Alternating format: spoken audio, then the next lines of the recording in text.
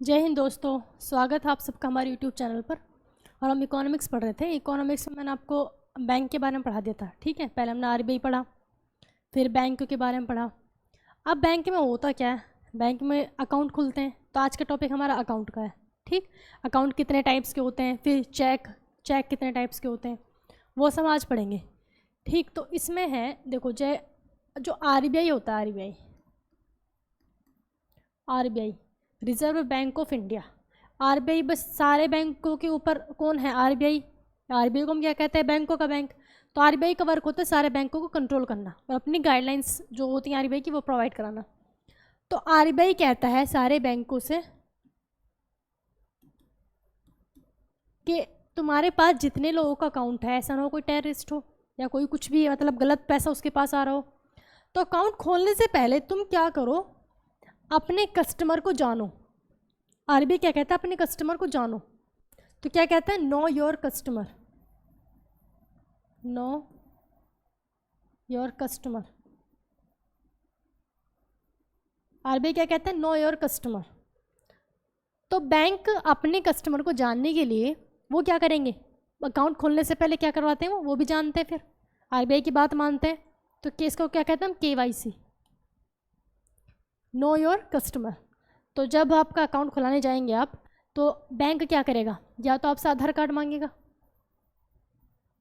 है, या फिर पैन कार्ड मांगेगा, परमानेंट अकाउंट नंबर, या फिर आधार कार्ड। जैसे ही आधार कार्ड या पैन कार्ड गया तो आपकी सारी डिटेल बैंक के पास आ गई, ठीक है। तो बैंक को पता चल गया आपका मतलब उसमें सारी चीज़ें होती हैं, डेट ऑफ बर्थ वगैरह सब चीज़ें, है ना, एड्रेस। और सबसे मेन चीज़ उसमें आपके वो होते हैं जो केवाईसी मेनली, मतलब के समझ रहे हो ना, फिंगरप्रिंट्स वगैरह वो सब उसमें होते हैं ना। तो ये समझ आ गया कि केवाईसी क्या होता है, नो योर कस्टमर। अब बैंक क्या करेगा? अब आपका अकाउंट खोलेगा, ठीक। तो अब हम क्या पढ़ेंगे? अकाउंट के बारे में। अकाउंट कितने टाइप्स के होते हैं? अकाउंट्स, अकाउंट यानी कि खाता, ठीक, यानी कि खाता। इसको शॉर्ट में हम कैसे लिखते हैं? ऐसे। ये जो खाता होते हैं हमारे, 3 टाइप के खुलते हैं। बैंक में आप जाओगे तो बैंक में 3 टाइप्स के हमारे खाते खुल सकते हैं। 3 टाइप्स के क्या होते हैं? खाते खुलते हैं। बैंक में कितने टाइप्स के खाते खुलते हैं? 3 टाइप्स के खुलते हैं। उसमें एक को तो हम क्या कहते हैं? मांग जमा। क्या कहते हैं? मांग जमा। दूसरे को हम कहते हैं आवर्ती जमा, आवर्ती जमा। थर्ड को कहते हैं हम सावधि जमा, सावधि जमा। इंग्लिश में कहूँ तो इंग्लिश में ज़्यादा नाम इजी होते हैं इनके, है ना। इकोनॉमिक्स में आप जब भी पढ़ो तो इंग्लिश में पढ़ो, इंग्लिश में ज़्यादा इजी होता है, ठीक। तो मांग जमा क्या बोलेंगे? Demand deposit, demand deposit. आवर्ती जमा को बोलते हैं recurring deposit, recurring recurring deposit, ठीक। सावधि जमा को क्या बोलते हैं? Fix deposit. अब ये तो आपने सुना ही है, फिक्स डिपॉजिट, फिक्स डिपॉजिट, ठीक। अब इनमें अंतर क्या है? तीनों में क्या अंतर है? देखो, मांग जमा यानी कि डिमांड डिपॉजिट, मतलब हम जो डिपॉजिट कर रहे हैं, है ना, तो वो हमारी मांग के हिसाब से, मतलब जब हम बैंक से मांगे बैंक को देना पड़ेगा, ठीक। तो वैसे अकाउंट जिसमें जो क्या होते हैं? डिमांड डिपॉजिट होते हैं। तो उसका मतलब होता है कि जब आप निकालना चाहो बैंक से, तब आप कभी भी किसी टाइम तभी आप निकाल सकते हो। अब तो एटीएम है तो आप 24 घंटे कभी भी निकाल सकते हो। पहले तो कम से कम हमें बैंक के टाइमिंग देखनी पड़ती थी कि बैंक खुला है नहीं, रात में नहीं निकाल सकते थे। लेकिन अब जब से एटीएम की फैसिलिटी आई है, अच्छा, पहले एटीएम को किसने प्रोवाइड कराया? पहले एटीएम कौन से बैंक का था? एसबीआई का, 2004 में, ठीक। तो ये समझ आ गया कि आपको जब आप चाहो तब यहाँ से पैसा निकल सकता है। रिकरेंट डिपॉजिट यानी कि आवर्ती जमा, आवर्ती जमा। देखो, आवर्ती से ही पता चल रहा है कि मतलब आवर्ती तो नहीं कि बार बार किसी को रिपीट करना, रिपीटेशन, वही होती है आवर्ती होती है। तो इसमें क्या होता है? इसमें किस्त जमा होती है, किस्त। इसमें किस्त आपको जमा करनी पड़ती है एक फिक्स टाइम पर, है ना, जिसको प्रीमियम भी बोलते हैं। तो किस्त जमा करनी पड़ेगी। जैसे मान लिया किसी ने रिकरिंग डिपॉजिट का अकाउंट है उसको 1,000 रुपये वो हर मंथ कर रहा है, ठीक है। फिर कुछ टाइम बाद उसको उस पर ब्याज इंटरेस्ट जुड़ के उसको टोटल इकट्ठा पैसा मिल जाता है। अब इकट्ठा पैसा जो मिलता है, जो मतलब इस पर रिकरिंग डिपॉजिट जिसका अकाउंट होगा उस पर 4% का ब्याज देती है मतलब बैंक। कितने परसेंट का? 4% का। क्लियर। अब आता है सावधि जमा यानी कि फिक्स डिपॉजिट। इसके नाम से पता चल रहा है फिक्स है। आपने एक बार जो पैसा डाल दिया वो एक स्पेशल मतलब जो फिक्स टाइम है, फिक्स टाइम पर ही आप निकाल सकते हो, ठीक। अब इसमें अगर इमरजेंसी हो तो आप पहले भी निकाल सकते हो, लेकिन उसमें नुकसान ये है कि आपको जो ब्याज जितना मिलना था वो उतना नहीं मिलेगा। तो इसमें क्या होता है, ये जो फिक्स डिपॉजिट होता है इसको हम शॉर्ट में क्या कहते हैं? एफडी। इसको शॉर्ट में क्या कहेंगे हम? आरडी, ठीक। जो एफडी कराते हैं तो एफडी के लिए जो एफडी हम 7 से 10 साल 7 दिन से 7 दिन से 10 साल तक के लिए हम एफडी करा सकते हैं। 7 दिन की भी एफडी होती है। आपने 10,000 रुपये जमा कर दी कि अगले हफ्ते उसको निकालना, तो आप 7 दिन बाद भी निकाल सकते हो, ठीक। और इस पर जो गवर्नमेंट ब्याज देती है सबसे ज़्यादा ब्याज देती है 8 से 10%। 8 से 10% के बीच इसमें बैंक आपको इंटरेस्ट आपको ब्याज देता है, ठीक। ये हो गया हमारा क्या, ये जो रिकरिंग डिपॉजिट है सब ज़्यादा ये होता है। जैसे होता नहीं कि मान लिया किसी घर लड़की पैदा हुई, अब गांव में ऐसे होता है कि उसकी शादी की चिंता हो जाती है, तो उसके लिए क्या करते हैं, उसके लिए फिर ये आवर्ती जमा वाला अकाउंट खुलवाते हैं कि आप जब तक वो बड़ी होगी 1,000 रुपये ऐसे करके डालते रहते हैं।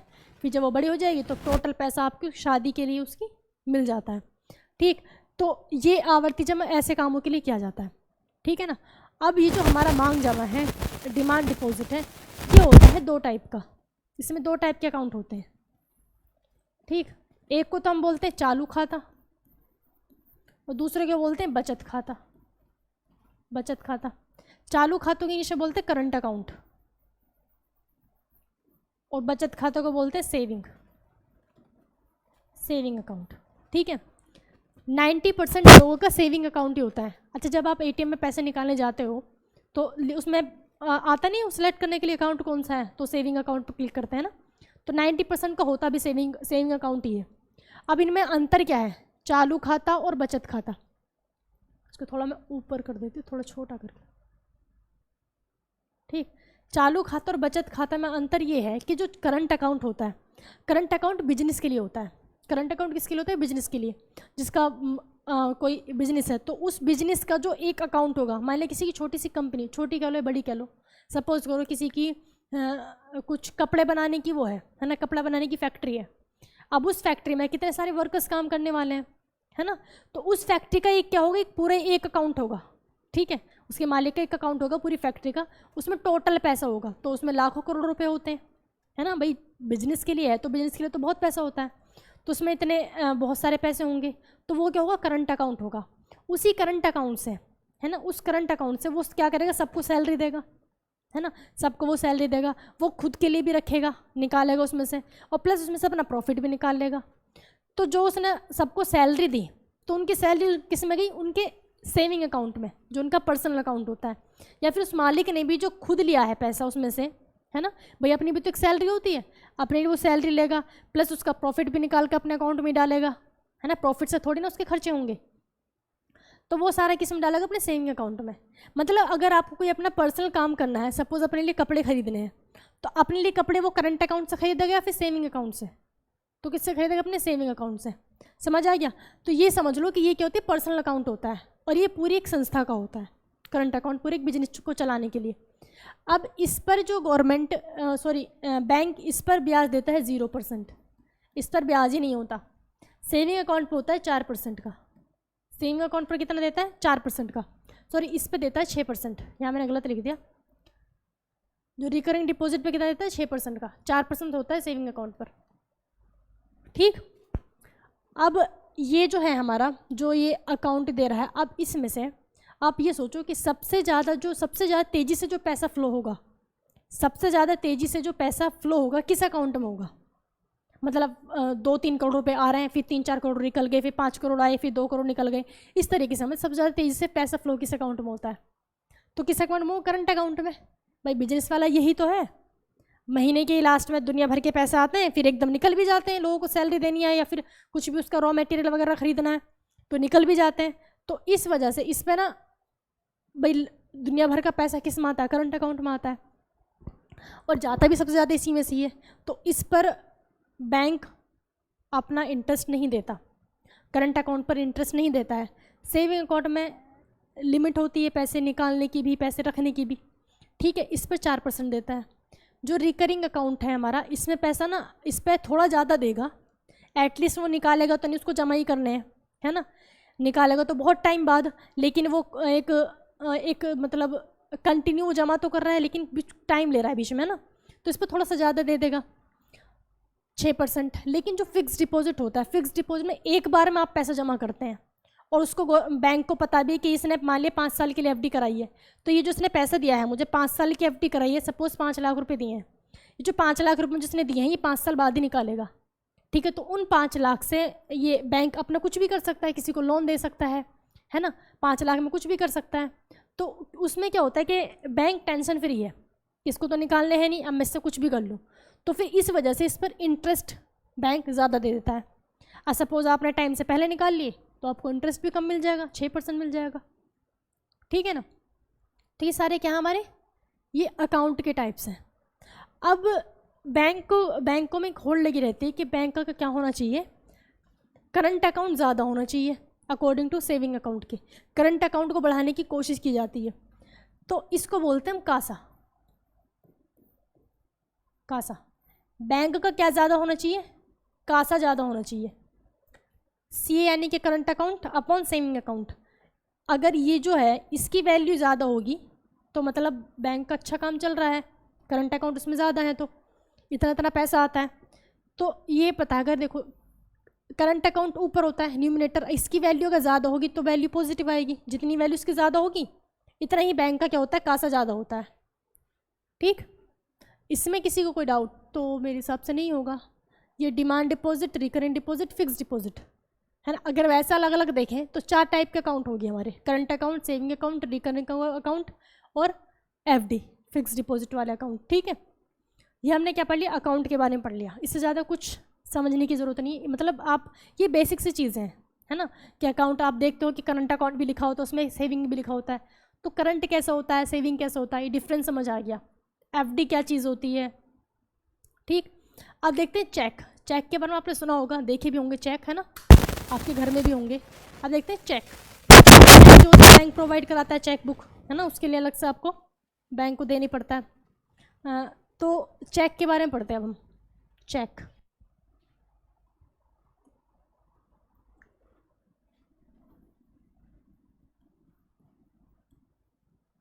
चेक हिंदी में तो लिखने की ज़रूरत नहीं है, चलो। चेक, चेक ना कई टाइप के होते हैं। मेनली चेक का काम क्या होता है कि चेक एक ऑर्डर देता है, एक ऑर्डर का काम करता है कि मैं आपको चेक दे रहा हूँ सॉरी,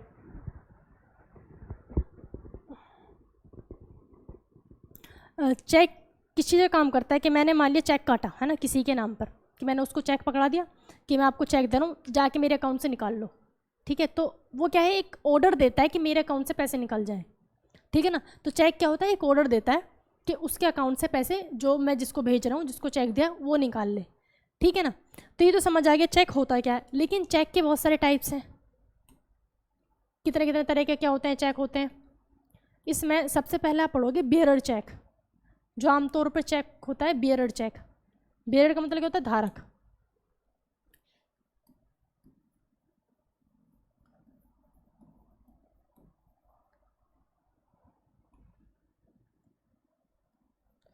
बियरर चेक होता है।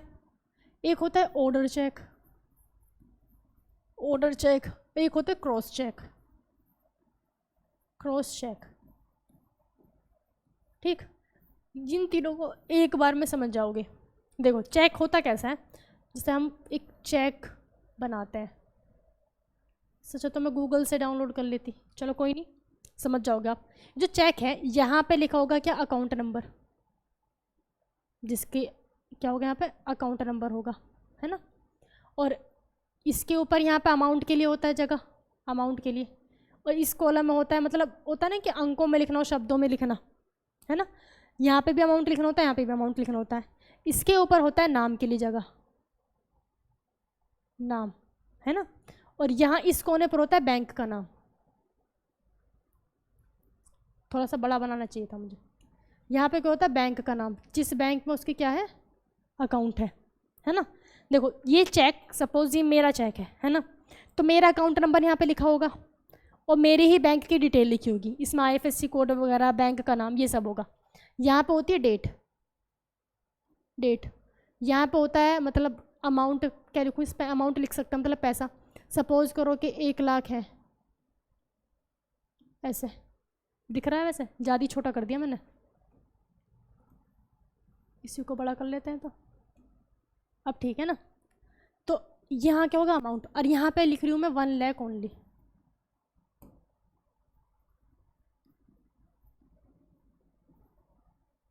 वन लाख ओनली, ठीक है। यहाँ पे मुझे अपने साइन करने पड़ेंगे, यहाँ पे साइन के लिए जगह होती है, ठीक। अब आते हैं हम किस पे, बेयरर चेक पे। इसको नेम वाली मैं स्पेस को इसको खाली छोड़ रही हूँ क्योंकि बेयरर चेक की बात करनी है, इसको मैंने खाली छोड़ दिया, यहाँ पे नाम लिखना है। अब जैसे कि मैंने 1 लाख रुपए का चेक काटा, है ना, तो मैंने वो चेक ना, मैंने क्या किया, यहाँ पे अमाउंट लिख दिया, 1 लाख कर लो इसको, ठीक है।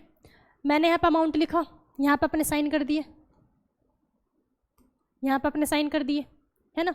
यहाँ पे मैंने डेट डाल दी, यहाँ पे मैंने क्या कर दी, डेट डाल दी, ठीक। और मैंने वो चेक दे दिया। अकाउंट नंबर तो मेरे पहले से प्रिंट है ना, अकाउंट नंबर प्रिंट है, तो मैंने किसी को वो चेक दे दिया। अब जिसको मैंने वो चेक दिया है वो जाएगा बैंक में, बैंक उसे पैसा दे देगा, है ना। तो ये होता है क्या, बेयरर चेक। अब बेयरर चेक का मतलब ये है, मैंने यहाँ पर उसका नाम नहीं लिखा, जिसको मैंने दिया है उसका नाम नहीं लिखा, तो इसका मतलब ये है जिसके हाथ में वो चेक है उसका पैसा उसकी बल्ले बल्ले। सपोज करो ये चेक अगर रास्ते में कहीं गिर जाए तो किसी ने उठाया, वो बैंक में जाएगा और जाके पैसा उसको मिल जाएगा। तो बेयरर चेक का मतलब ये होता है उस पर नाम नहीं होता, है ना, उस पर किसी का नाम नहीं होता, सिर्फ जिसके हाथ में वो होगा उसी का चेक है, उसकी बल्ले बल्ले। तो ये तो बिल्कुल मतलब सबसे, इसको साधारण चेक बोलते हैं, सबसे ज़्यादा अनसेफ है, सबसे ज़्यादा अनसेफ है, बहुत संभाल के रखना पड़ेगा, ठीक है ना। तो बेयरर चेक समझ आ गया, इस पर नाम नहीं होता, नाम नहीं लिखते, सिर्फ साइन करेंगे, अमाउंट डालेंगे और दे देंगे। अगर सपोज ये रास्ते में कहीं गिर गया तो किसी को मिल जाएगा, ये वही निकाल लेगा, ठीक है ना, क्योंकि नाम तो उस पर है नहीं। तो ये क्या था, बेयरर चेक था, ये क्या था, ये था बेयरर चेक, ठीक है, ये था बेयरर चेक। अब आ जाओ ऑर्डर चेक पे। दूसरा क्या है, ऑर्डर चेक।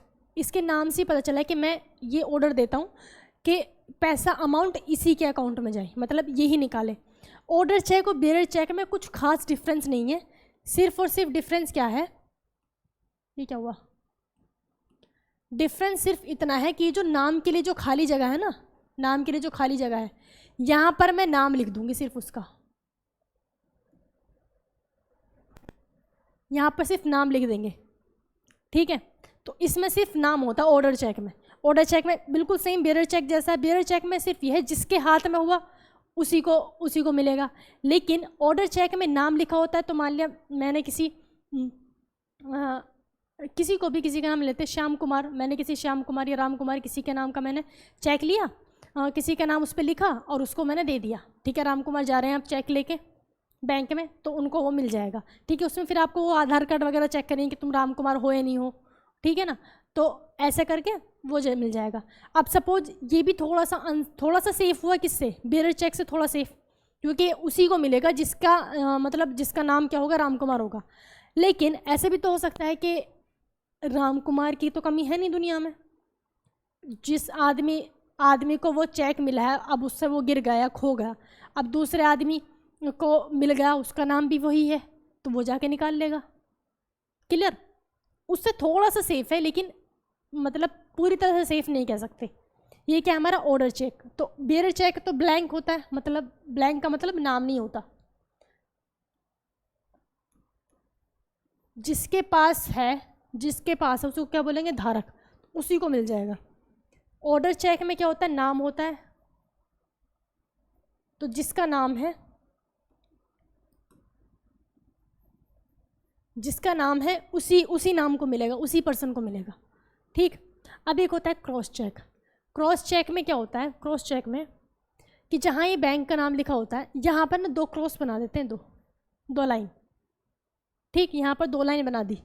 अभी जो 2 लाइन बनाई है इसका मतलब ये है कि ये जो मैं चेक इसको दे रहा हूँ ये अमाउंट इसके पास वैसे यानी कि कैश ना देकर इसके अकाउंट में ट्रांसफ़र कर दें।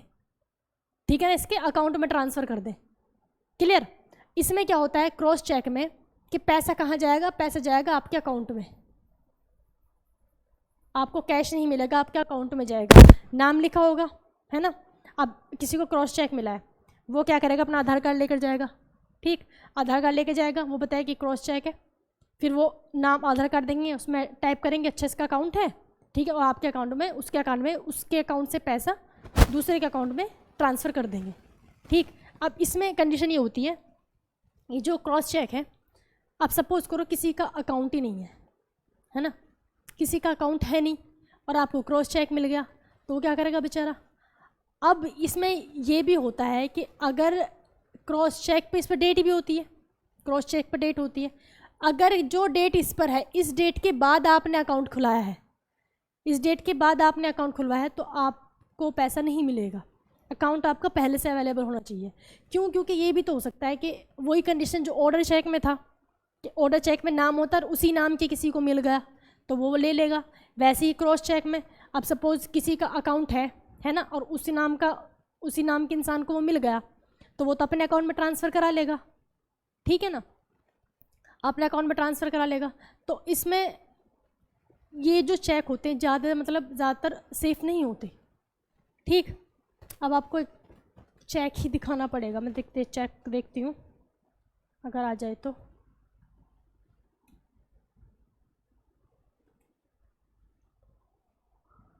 चेक लिखते हैं, चेक।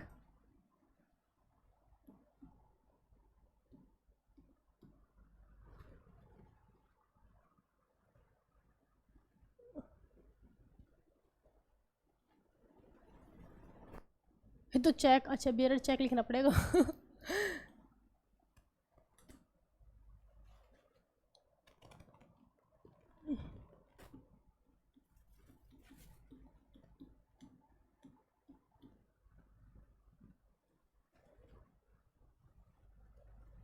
अब आए हैं बेरर चेक, इसमें से है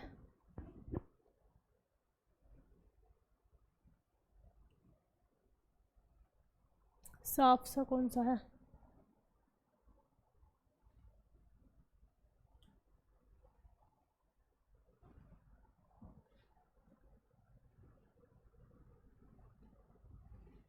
देखो ये होता है, ऐसा होता है चेक, दिख रहा है क्या? ये है चेक। अब मैं क्या करूँ,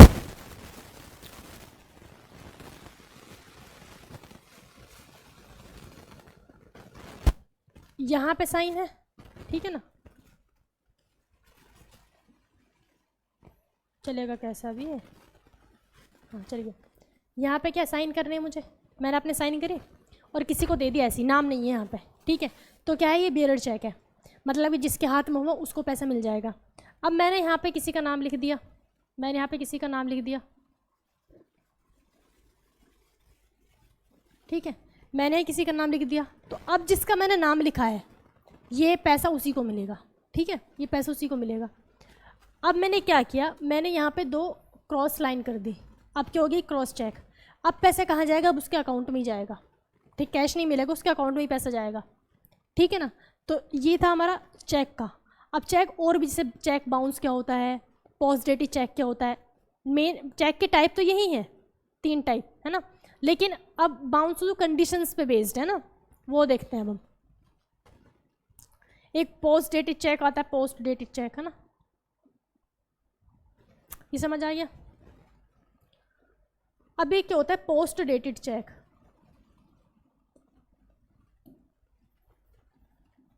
पोस्ट डेटेड,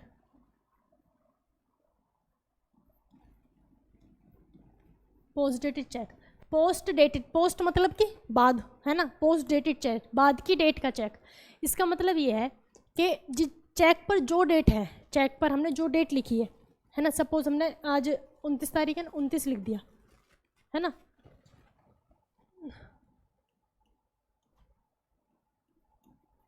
ठीक, ये डेट मैंने चेक पे लिखी है। अब इस डेट के अगले मतलब 3 महीने तक आप पैसे निकाल सकते हो, है ना, इसमें इसके 3 महीने बाद तक आप पैसे निकाल सकते हो, ठीक है ना। तो ये क्या है, 3 महीने तक चेक आपका वैलिड रहेगा, 3 महीने के बाद नहीं निकाल सकते, वो खुद से इनवैलिड हो जाएगा। इसको कहते हैं पोस्ट डेटेड। तो सारे चेक ही क्या है, पोस्ट डेटेड है। आज के अब क्या होता है, सभी चेक की डेट क्या होती है, 3 महीने तक होती है ना, 3 महीने तक आप निकाल सकते हो। तो सभी चेक कैसे होते हैं, पोस्ट डेटेड होते हैं, ठीक। एक आता है, एक आपने देखा होगा gift check, gift check, gift check, है ना। गिफ्ट चेक वो होता है, ये नॉर्मल चेक ही होता है, लेकिन इसका साइज़ ना बहुत बड़ा होता है, जो गिफ्ट में दिया जाता है दिखाने के लिए। जैसे आपने देखो आईपीएल वगैरह में किसी को प्राइज़ मिलता है ना, तो इतना बड़ा चेक देते हैं, फिर फ़ोटो खिंचाते हैं, उसको पकड़ के इधर से पकड़ता है, फिर एक इधर से पकड़ता है, ठीक है। तो वो फ़ोटो खिंचाने के लिए, सिर्फ दिखाने के लिए होता है। और उसके साथ अब इतना बड़ा चेक हो गया, बैंक में लेकर जाएंगे, वो तो सिर्फ दिखाने के लिए है, गिफ्ट चेक है, ठीक है। उसके साथ आपको एक ओरिजिनल चेक भी देते हैं, जिसको बैंक में जाके जिससे मेन काम होना है, समझिए। तो गिफ्ट चेक कुछ बड़ी बात है नहीं। गिफ्ट चेक क्या होता है, और क्या होता है, एक पोस्ट डेट हो गया, एक होता है ब्लैंक चेक। ब्लैंक चेक फिल्मों में बहुत सुना होगा, ले ब्लैंक चेक, भर ले जितना भरना है, ब्लैंक चेक, ब्लैंक चेक, है ना। ब्लैंक चेक कुछ नहीं है, ब्लैंक चेक में सिर्फ ये होता है कि वो मतलब जो चेक दे रहा है वो आपको अपना साइन कर देगा, अपना साइन करके देगा, और जो भी बस साइन ही करने होता, और तो कुछ लिखना नहीं होता। मेन तो अमाउंट होता है, वो अमाउंट नहीं लिखेगा, वो अमाउंट आपको खुद भरना है कि जा ले ले जितना भरना है वो भर लो और जाके उसके अकाउंट में दे दो। तो ब्लैंक चेक का मतलब अमाउंट नहीं लिखते, है ना। इसमें अमाउंट बिना लिखे जो चेक दे देते हैं उसको क्या बोलते हैं हम, ब्लैंक चेक कहते हैं, ठीक, ब्लैंक चेक कहते हैं। अब ब्लैंक चेक तो हो गया, अब ब्लैंक चेक सबसे ज़्यादा क्या करेंगे, बाउंस करेंगे। अब होता है चेक बाउंस के बारे में पर समझो, चेक बाउंस,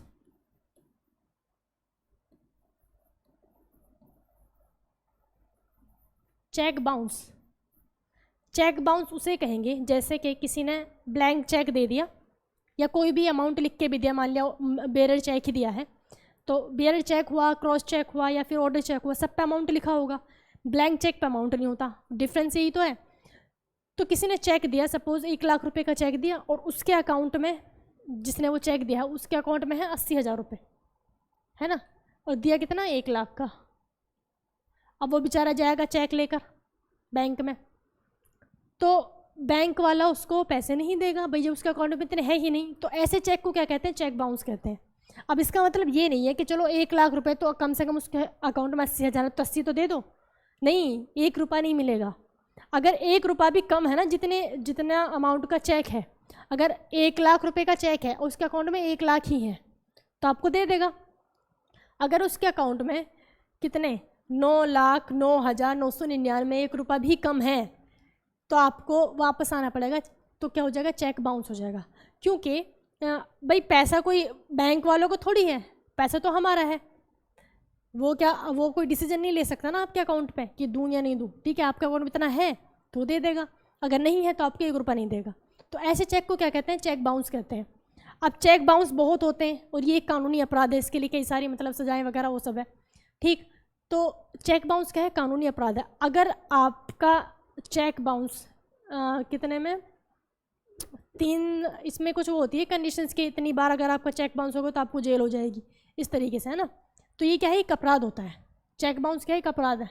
अब सपोज अपना सारे काम करा लो, सबको चेक पकड़ा दो, अब अकाउंट में पैसे ही नहीं है, अकाउंट में पैसे ही नहीं है, तो वो तो गया काम से बेचारा जिसने काम किया। तो चेक में इसी वजह से रिस्क होता है कि आपने काम तो करा लिया, अब आपके चेक बाउंस हो जाए। इसी वजह से लोग जो होते हैं, जो मतलब के वे हैं, मतलब बिजनेस से जुड़े हुए ज़्यादातर, तो जो बड़े बड़े बिजनेसमैन होते हैं उनका तो चेक बाउंस अगर हो गया तो समझो उनकी बहुत बड़ी बेइज्जती है कि बस उसने चेक दिया और इसके अकाउंट में पैसे ही नहीं है।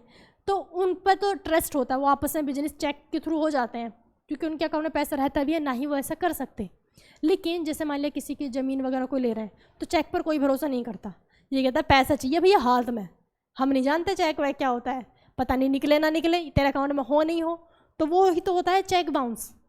ठीक, चेक बाउंस हो गया। अब ब्लैंक चेक मैंने आपको पढ़ा दिया।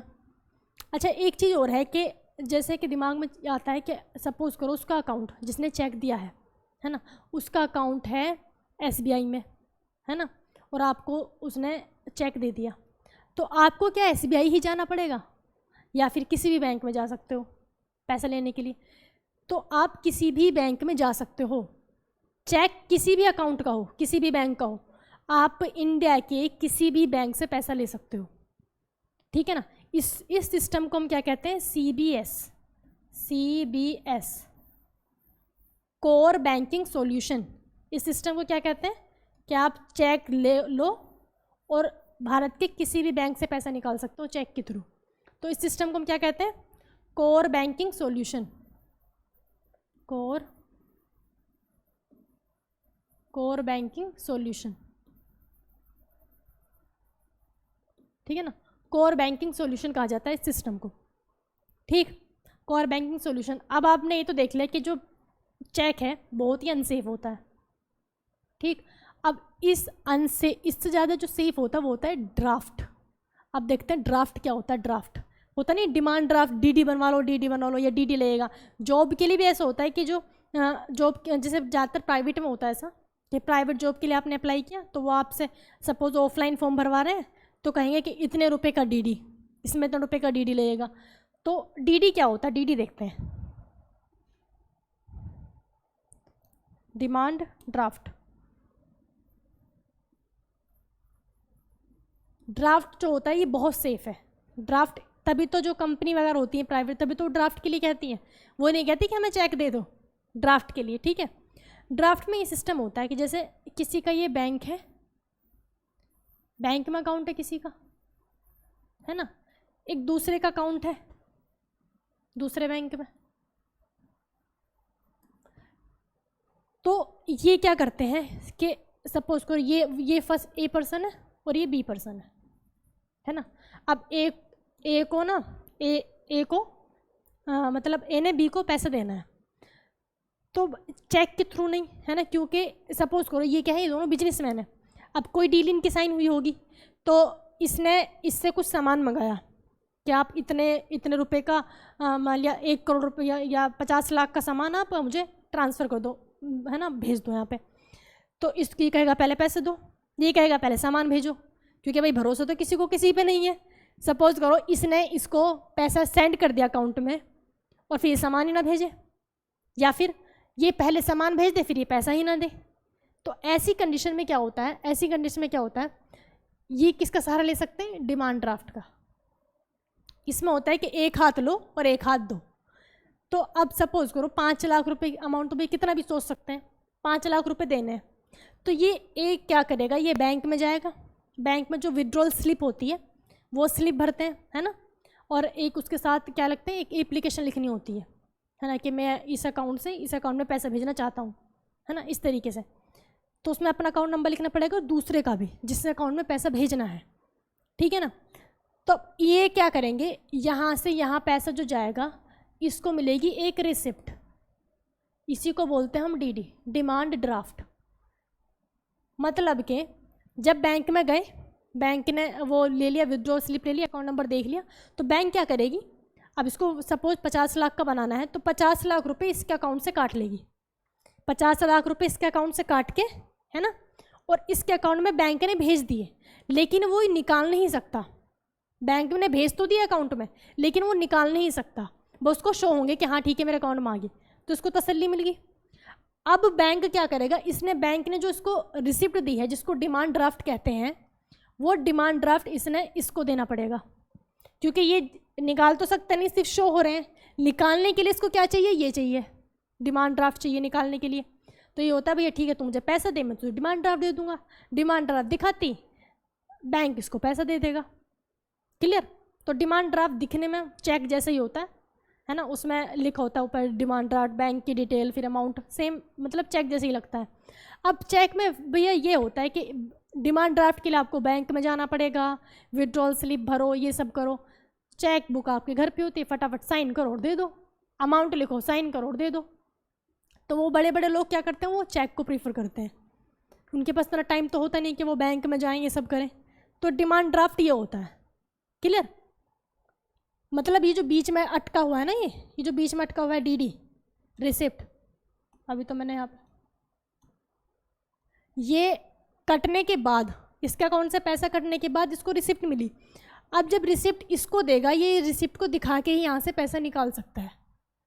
ठीक है, तो दोनों को तसल्ली मिल गई। वो दे देगा, ठीक है, देखिए उसके अकाउंट में शो होगी कि हाँ मेरे अकाउंट में आ गए हैं, बस मुझे रिसिप्ट चाहिए, तो ये सामान इसको देगा और रिसिप्ट ले लेगा। ठीक है ना? ये होता है हमारा ड्राफ्ट। क्लियर? इसमें किसी को डाउट हो तो कमेंट करना, सबके कमेंट के मैं रिप्लाई करती हूँ। ठीक है, और वीडियो को लाइक और शेयर जरूर कर देना। थैंक यू दोस्तों, फिर मिलते हैं।